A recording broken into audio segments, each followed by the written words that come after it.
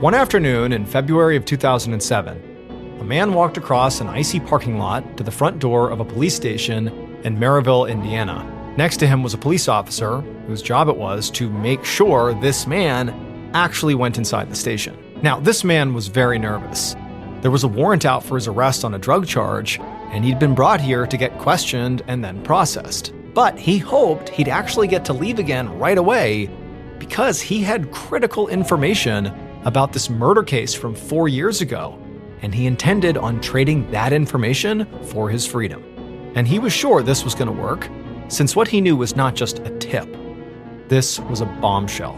But before we get into today's story, if you're a fan of the strange, dark, and mysterious delivered in story format, then you've come to the right show, because that's all we do. So if that's of interest to you, please invite the follow button to the most expensive restaurant in town and have this amazing 5-star meal, but make sure you leave before the bill arrives. Okay, let's get into today's story. On the afternoon of April 17th, 2003, 33-year-old John Parker Jr. sat at his desk in his office at J&J Parker Industries in Merrillville, Indiana. He was looking over some paperwork and hoping he would get at least a few minutes without any interruptions to finish reading it. Because in John's world, a few minutes were hard to find.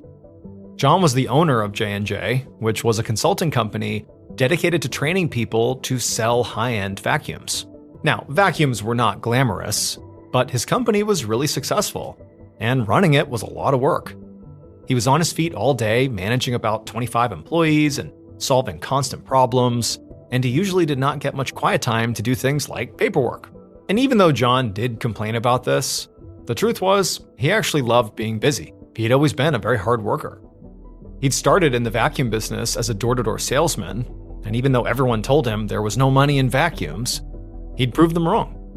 He was so good at sales that he made his first $1 million by the time he was just 30 years old, and now he had a whole company that taught other people how to be great at it too. But now, as John tried to get through the paperwork, his desk phone rang. He sighed and he picked it up, and it was his wife, Judy.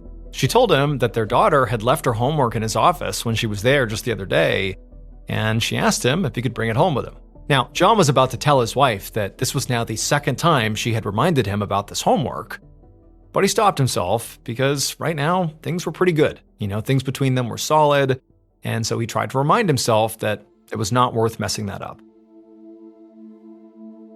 So John and Judy had been married for 10 years, and she was his partner in life and in business. They had raised 4 kids together, and Judy was actually the second J in J&J Parker Industries. John knew that to everyone else they looked like a happy, successful power couple, but the truth was much more complicated, because about a year ago, Judy had an affair. And this had devastated John at the time, but he really wanted to give their marriage another shot. They'd been living in Michigan at the time, and they agreed that moving the business to Merrillville, Indiana, where John was from, would be a good way to start fresh. And so far, they both felt like it had been the right call. The business was doing really well, things were looking up, and most importantly, John and Judy were actually getting along. So now, instead of getting annoyed at his wife for repeatedly asking him about the homework, he just said, sure, and that he would see her later for their date night. As soon as John hung up with Judy, he heard a knock on the door, and his office manager, Barry Jones, charged in holding more files. Barry dropped them on John's desk and said sorry, but he needed a signature. It was for the final termination paperwork for an employee John fired, whose name was Derek Hall. So a week earlier, John had made the very difficult decision to let Derek go. It wasn't personal. Derek just wasn't a good fit. He couldn't keep up with the sales quota, and John had really high standards for his employees. That's how he became a millionaire in the first place. But Derek somehow thought his firing was John's fault, and he'd actually showed up at J&J and made a scene in the parking lot saying that John had shorted him hundreds of dollars on his last paycheck. And when John tried to defuse things, Derek had physically attacked him. The police had to be called, and they separated John and Derek before it got too ugly. And John had ended up paying Derek what he wanted, since he just wanted the whole thing to be over, which was also why now he was immediately scribbling his signature on the termination paperwork and handing it back to Barry, because hopefully now he would just never have to see or speak to Derek ever again. After work, around 6 p.m., John drove home which was about 15 minutes away from the office. And when he got inside his house, he heard Judy call down from upstairs that she'd be ready soon. So he yelled back that there was no rush, and he meant it. And this was because just over an hour earlier, his older brother David had met him at the office, and they'd gone to a buffet together. So John really wasn't hungry at all anymore. But dinner with Judy was definitely more about spending time together than actually eating, so he wasn't going to say anything about the late lunch. John made his way into the living room where his 4 kids were watching TV. It was his 17-year-old daughter, Christina, her 15-year-old brother, Daniel, and their 2 younger sisters. The older kids were going to babysit the younger ones tonight so that he and Judy could go out. But when John tried to make conversation with them, Christina and Daniel gave him the cold shoulder. Now, to any other parent, this could be interpreted perhaps as just typical teenage behavior. But to John, it was more loaded than that. So Christina and Daniel were actually his stepkids. John had been in their life since they were really little, and he considered himself to be their dad. And John had always tried to be very involved in things like coaching Daniel in baseball and going to school concerts and parent-teacher conferences. But his relationship with these kids had changed lately. And frankly, both of the kids had really begun acting out. Christina repeatedly threw parties at their house whenever he and Judy were gone, while Daniel was combative and hung out with a group of friends who were seemingly always in trouble with the law. And this had created a lot of conflict between them and John, because he was the one who tried to discipline them, while Judy sort of always played the good cop. But John knew better than to try and force them to talk to him. So when he went in there, he just kept quiet and they all watched the TV, until Judy came downstairs and said she was ready to go.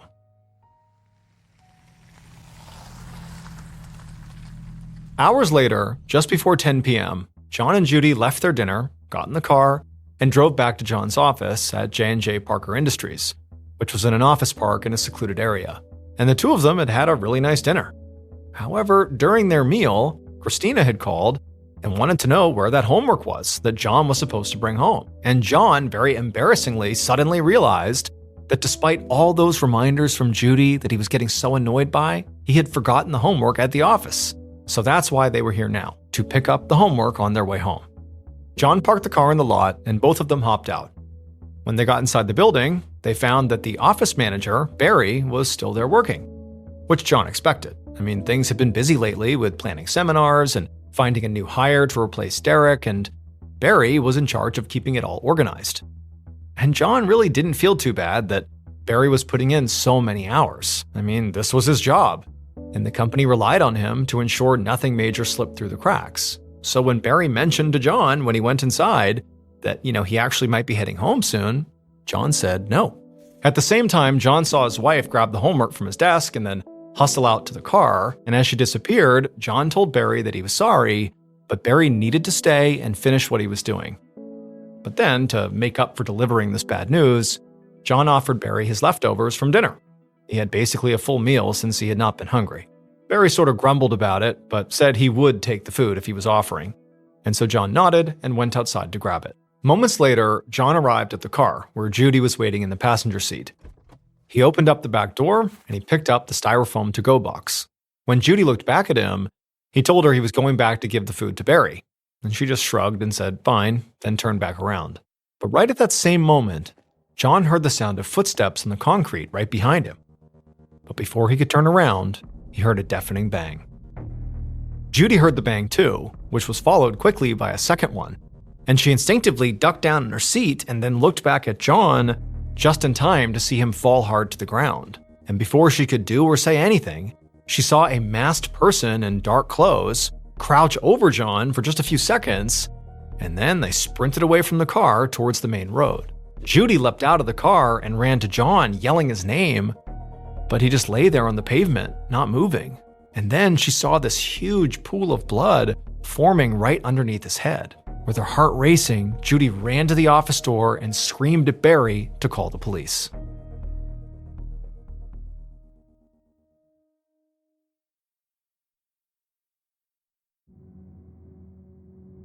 By about 10:30 that night, the parking lot at J&J Parker Industries was overrun with officers and crime scene technicians. Among them was Detective Donald Toth, who had been with the Merrillville Police Department for the last 21 years.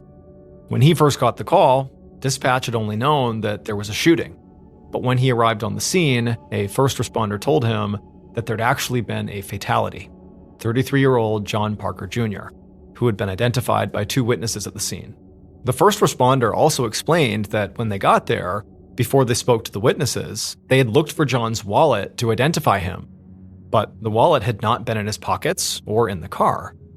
And when Toth heard that, his first thought was that maybe this was a robbery. But as soon as he walked over and got a look at John, he immediately revised that theory. John was on his back behind a parked car, and the first thing Toth noticed was that he had a lot of nice jewelry on. Gold and diamond rings, a bracelet, and an expensive-looking Rolex watch. Also, this office park was not close to anything, and it just didn't feel like the kind of place a random mugger would go looking for victims. Toth wondered if the killer took the wallet just to make police believe this could be a robbery. Because the longer he looked at John's body, the more signs he saw that this was likely an efficient, planned execution. John didn't have any visible defensive wounds, and when Toth used a gloved hand to move John's head to the side, he saw a gunshot wound right behind his ear. Toth had actually been a paramedic before becoming a detective, so he knew that shot had likely killed John instantly. It also meant John had his back turned to the shooter when he died. There was an open styrofoam to-go container of food and some car keys on the ground right next to John's body, and their placement made it feel like John might have been holding them when he fell.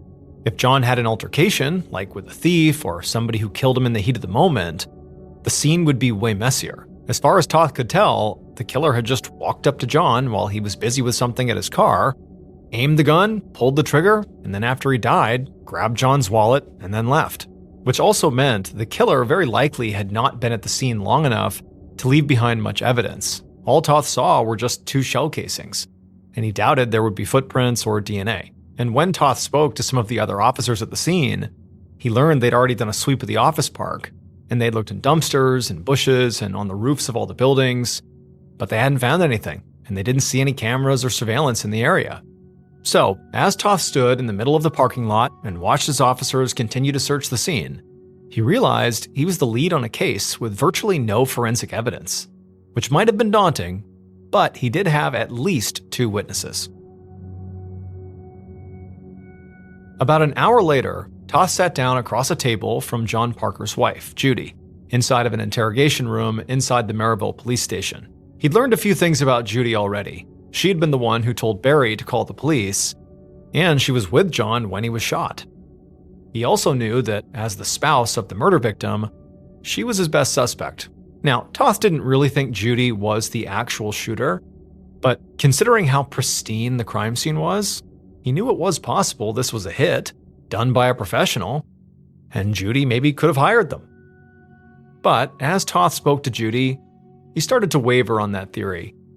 She couldn't stop crying, which made it hard for her to get her words out, and when she did speak, it was slow, like it was taking her a lot of effort to say anything at all. She did manage to give Toth a timeline, how she and John had gone out to dinner for their date, and then stopped over at the office after, since one of their daughters had left some homework there. She said the office manager, Barry, had been there, and that when she had gone back to the car, she knew that Barry and John were speaking. And then at some point, John, he left the building and came out to get his dinner leftovers, and at that time, she had turned away from him, and then she heard these 2 loud shots. And then when she turned back around, she saw John fall, and then also there was this figure in dark clothes who was sort of bending down on top of John, and then they ran away. However, when Judy finished telling her story about what had happened that night, all the events that led up to the shooting, something changed in her demeanor. The shakiness in her voice and all the grief that was sort of pouring out of her to this point, it vanished. And in its place, Judy became very hardened, and she looked right at Toth, and she said, "You better find the person who did this and bring them to justice." And when Toth saw this, he almost got goosebumps from it because it was such a quick departure from what had been going on. And he thought to himself, either she is a great actress and this is all a big facade and she did it or she was involved, or this is genuine. She's a grieving widow who doesn't know what to make of the fact that her husband has just been killed. At some point, Toth asked Judy if she could think of anybody who might have wanted to hurt John. And Judy appeared to think for a second, but eventually she just said no. She said that John was an incredible husband and father, and they had a great marriage that they had really worked hard on, and everybody at work respected him. But then something clearly occurred to Judy, because she frowned and said, actually, there was someone from work who didn't like John. His name was Derek, and John had fired him recently. And after the firing, Derek had come back to J&J and started a physical fight with John in the parking lot. When Toth heard that, he perked up. I mean, a disgruntled employee was definitely somebody that he should be speaking to. And Toth was speaking to the office manager, Barry Jones, right after this, and so he figured he could ask him about that incident too. Now, Toth wasn't ready to rule Judy out as a suspect, since he still needed to check her finances and talk to her friends and family about her marriage. But for now, he didn't see a reason to hold her. So he told Judy that for now, she was welcome to go home and be with her kids and, grieve, and they would be in touch. Then Toth got up and he left to go to another interrogation room where Barry was waiting. The following morning, Toth walked up a flight of porch steps. He was at the home of Derek Hall, the ex-employee of J&J Parker Industries that John Parker had recently fired. Last night, Toth had spoken to John's office manager, Barry Jones, who had confirmed what John's wife Judy had said about Derek, that after he was fired, there had been this huge, ugly fight at the office between Derek and John, and Derek was the instigator. It was the only useful information Barry had given him, since he said, during the shooting, he had actually been in the bathroom, and so he hadn't heard or seen anything until he heard Judy screaming for him. But the lead on Derek was enough. And the other thing was, Barry and Judy were not the only ones who thought Derek might have killed John. Just before this, Toth also spoke to John's brother, David, who was incredibly devastated and furious about his brother's death, and David had also pointed the finger at Derek. So Toth was very eager to meet Derek, a man 3 people claimed could be a killer. Toth got to the top of the steps and knocked on the front door. And when Derek answered, Toth introduced himself and explained why he was there. Derek seemed stunned, but he immediately let Toth inside. Moments later, Toth was sitting across from Derek in the living room. And even though Derek seemed very uncomfortable and nervous, he told Toth he was actually glad the detective was there, because he really wanted to give his side of the story. Derek said that when he started working at J&J, he was given way more work than he'd expected, and when he couldn't keep up with it, he was fired. And then, John shorted him $400 on his final paycheck, so he had gone to J&J to get the money he was owed. Now, he admitted that it did lead to a physical fight, but he said they'd only pushed each other, and it ended up getting resolved, like it wasn't that big of a deal. But beyond that, Derek insisted he could not have killed John because he'd actually spent the whole evening last night at a friend's house playing video games. He gave Toth the friend's number and said, "Go ahead, call him, he'll confirm it." Toth tried not to look too disappointed as he took down this number, but if the alibi checked out, he could rule Derek out as a suspect. Now, it was possible that Derek had, actually taken a hit out on John, but to Toth, that seemed unlikely.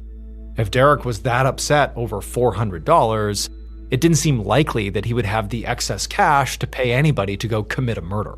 But as Toth left Derek's house and got back in his car, he decided the interview was not a total bust after all, because talking to Derek made him realize he needed to focus more on John's business life.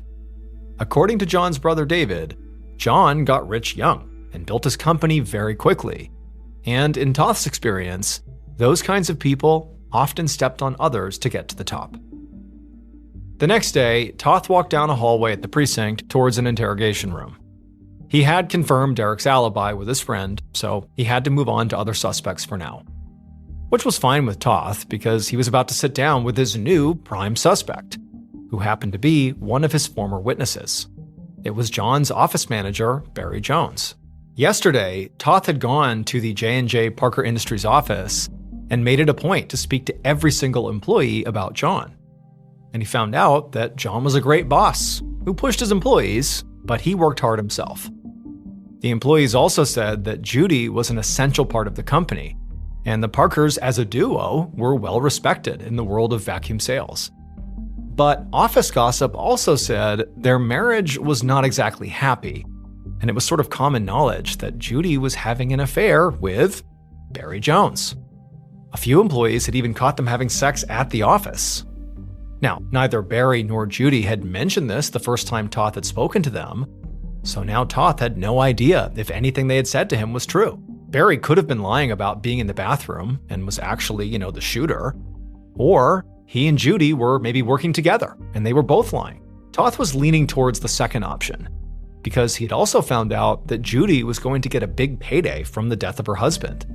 She was the beneficiary of a $1 million life insurance policy. And aside from that, John's general estate was worth around $2 million. Maybe he thought, she and Barry wanted to take John's money and run off together. So when Toth went into the interrogation room, he intended on essentially saying that the investigation was over. They'd caught Barry in a lie, and they knew what he did. But when Toth sat down and confronted him, Barry did not act like somebody who was guilty and cornered. He was charismatic and confident, and he said the affair was total office gossip. He was just good friends with Judy, and they worked together closely. Barry said he and Judy and John were like family. In fact, he said he was living with one of Judy's cousins from Texas. Now, Toth didn't really believe what Barry was saying, but even though he kept pressing him, Barry stuck to his story. And eventually, Toth just had to let him go. Because without any evidence, it was just Barry and Judy's word against the employees. And even if they were having an affair, that was not enough to prove they also conspired to murder John. On Monday, April 21st, so 4 days after John's murder, Toth was at his desk, rereading the notes from Barry and Judy's interviews for what felt like the millionth time. He was still trying to find a concrete way to link Judy and Barry to John's murder before approaching Judy about it. But so far, other than the office rumors, he hadn't found anything, and he didn't really have any other leads, aside from learning that the shell casings found on the scene were from a .25 caliber gun, which was useful to know, but it wasn't going to help him with his suspect list. Toth leaned back in his chair and rubbed his eyes. He'd been full speed ahead on this case since Thursday night, and he was exhausted. He was starting to consider maybe going home and getting some rest when he heard a light knock on his door.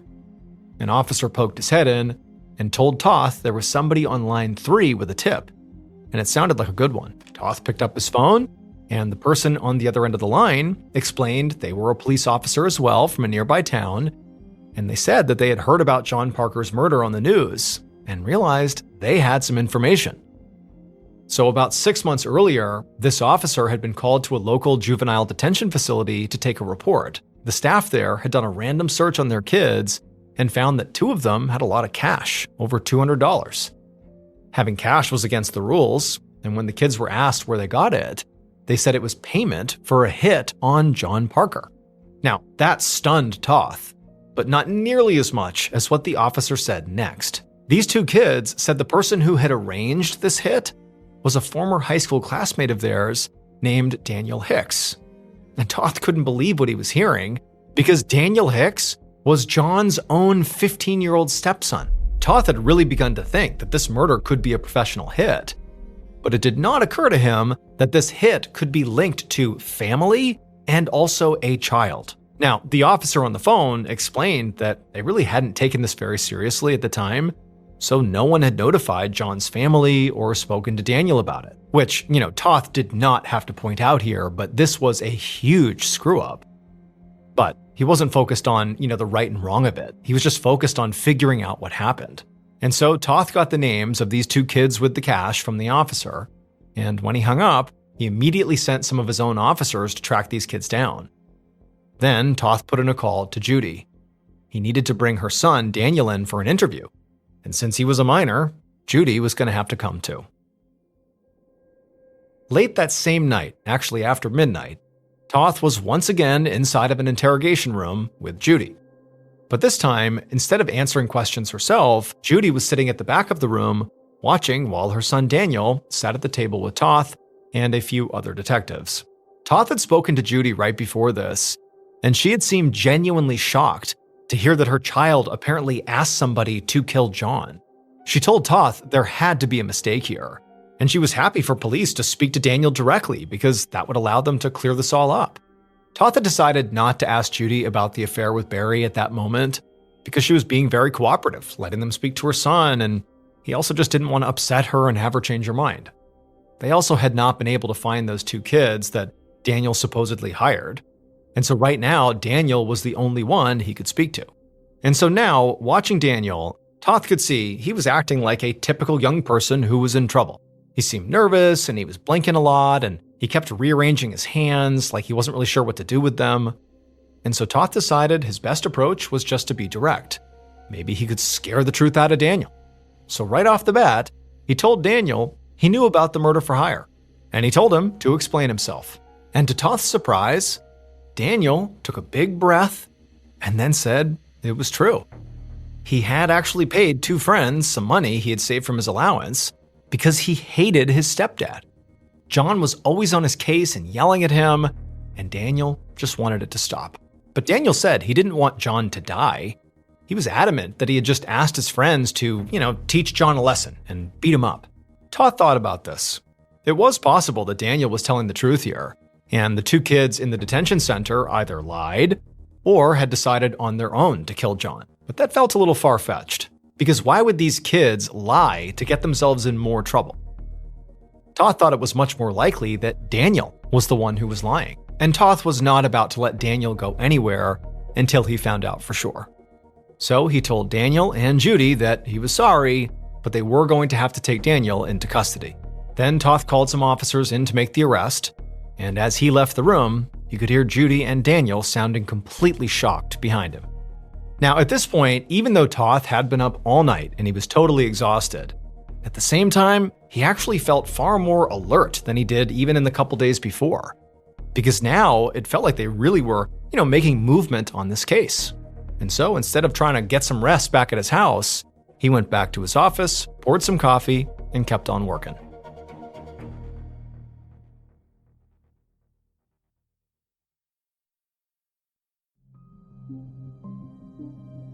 On May 15th, 2003, so almost a month after John Parker's murder, Detective Don Toth sat at his desk reading some copy for a flyer and making some last-minute changes to it.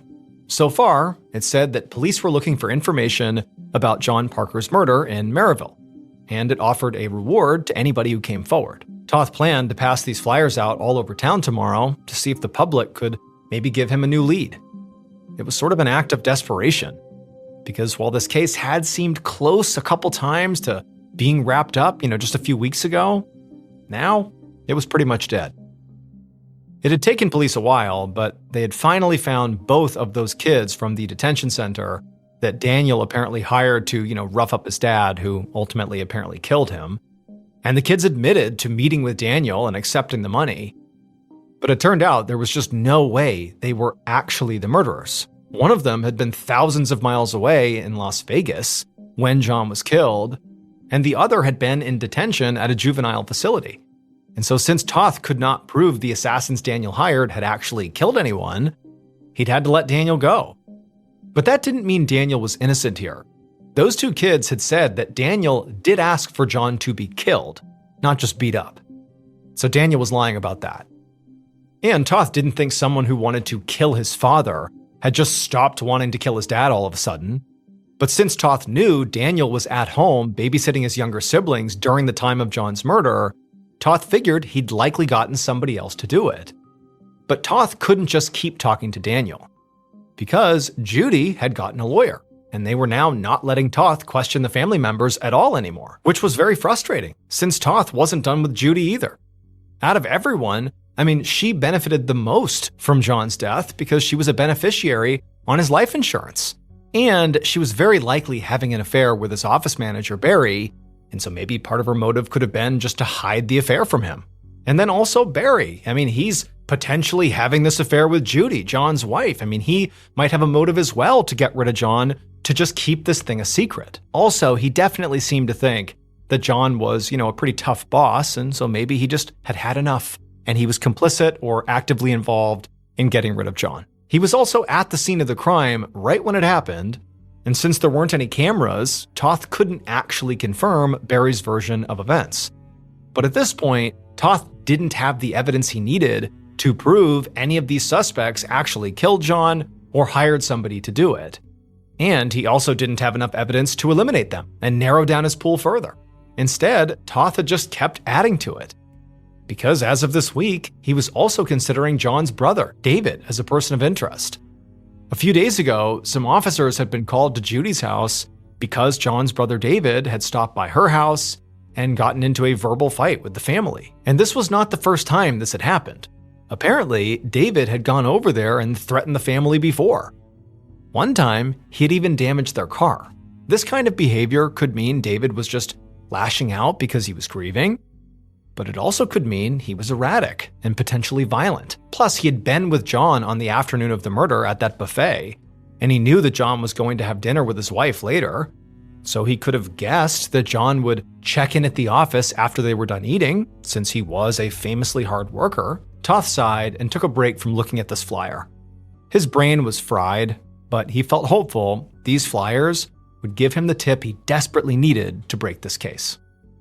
And so the next day, Toth and some other officers passed these flyers out. But then weeks went by with no tips. And even though Toth did eventually get a few responses to the flyers, none of them gave him any actual evidence. So over the next few months, Toth spent his days in his office, poring over files for something he missed, or maybe a witness they didn't interview, or evidence they'd maybe overlooked. But there was just nothing. And as the months turned into years, Toth had to turn to other projects. And eventually, the John Parker murder case went cold.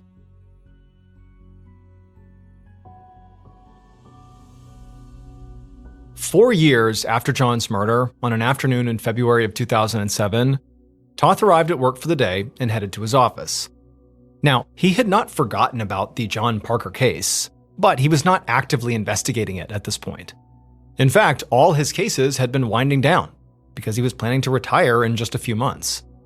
But right before he actually got to his office door, a narcotics officer caught up to him and asked for a word.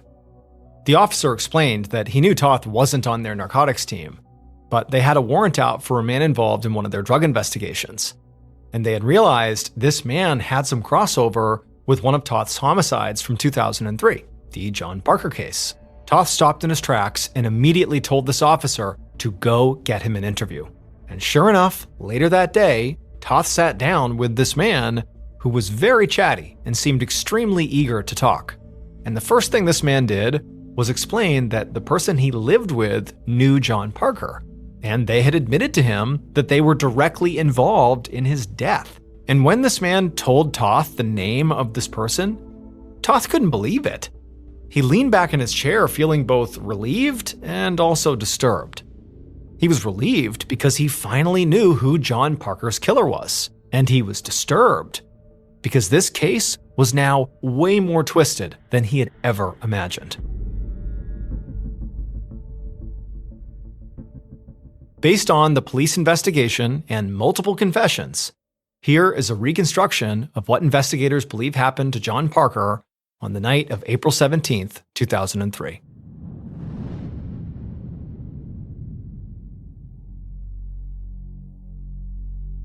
At around 10 p.m., the killer crept slowly through the shadowy parking lot at J&J Parker Industries.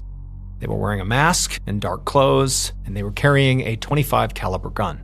They could see John's car by the office entrance, with Judy sitting inside of it. But she was not the killer's target.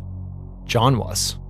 And John was also near the car. He was not inside of it. He was standing right outside one of the back car doors. It was open, and he was rifling around, inside the car, looking for something. And as the killer stared at John, thinking about what they were going to do next, they thought about John, who this man was, and how controlling and selfish he was. He had made the killer's life a living hell, and now the killer was going to get retribution. So while John continued to have his back turned, the killer silently walked up right behind him. They raised their gun, aimed at the back of his head, and they fired. And it was a direct hit that hit him right behind the ear, and John fell so fast that when the killer fired a second time, they just missed. Now, the killer had never murdered anyone before, so they were shocked by what they had just done. But they were kind of jostled back into reality when they heard John's wife, Judy, yelling out and screaming. And so quick as can be, the killer grabbed John's wallet, so the police would think this was maybe a robbery gone wrong, and then they turned and sprinted off into the night.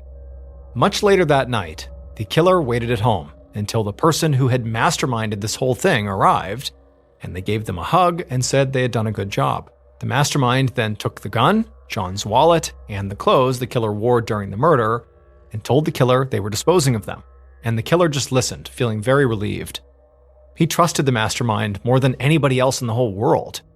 Because, after all, she was his mother.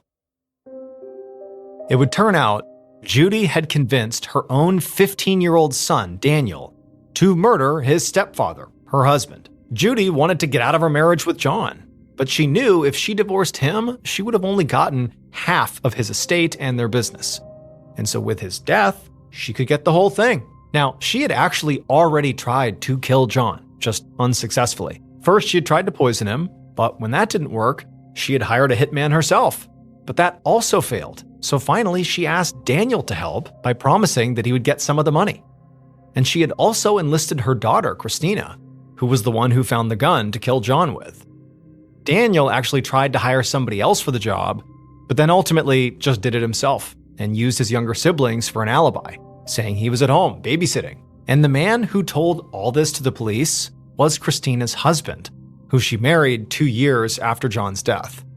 And once her husband gave authorities the whole story, police interrogated both Christina and Daniel, who eventually confessed. Judy was convicted of murder and sentenced to 33 years in prison, while Daniel got 23 years in prison. And Christina received 5 years for her part in the murder as well. Christina would die in 2013 from a drug overdose. Daniel was released in 2017, and Judy was released in 2022.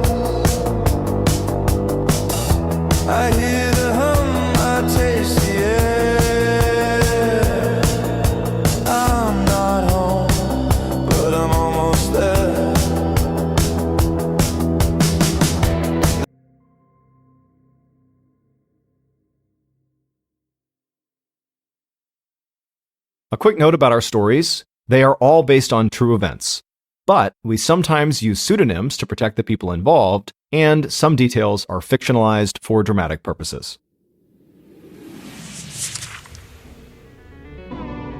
The MrBallen's podcast, Strange, Dark, and Mysterious Stories, is hosted and executive produced by me, Mr. Ballen. Our head of writing is Evan Allen. Our head of production is Zach Levitt. Produced by Jeremy Bone. This episode was written by Kate Murdoch. Story editing by Karis Pash Cooper. Research and fact-checking by Shelley Shue, Samantha Van Hoos, Evan Beamer, Abigail Shumway, and Camille Callahan. Research and fact-checking supervision by Stephen Ear. Audio editing and post-produced by Whit Lacasio and Cole Lacasio. Additional audio editing by Jordan Stidham. Mixed and mastered by Brendan Kane. Production coordination by Samantha Collins. Production support by Antonio Manata and Delana Corley. Artwork by Jessica Clogston-Kiner. Theme song called Something Wicked by Ross Bugden. Thank you for listening to the MrBallen's podcast. If you enjoyed today's story and you're looking for more bone-chilling content, be sure to check out all of our studio's podcasts. There's this one, the MrBallen's podcast, as well as MrBallen's Medical Mysteries, Bedtime Stories, Wartime Stories, Run Fool, Redacted, Late Nights with Nexpo, and A Twist of History. All you have to do is search for Ballen Studios wherever you get your podcasts.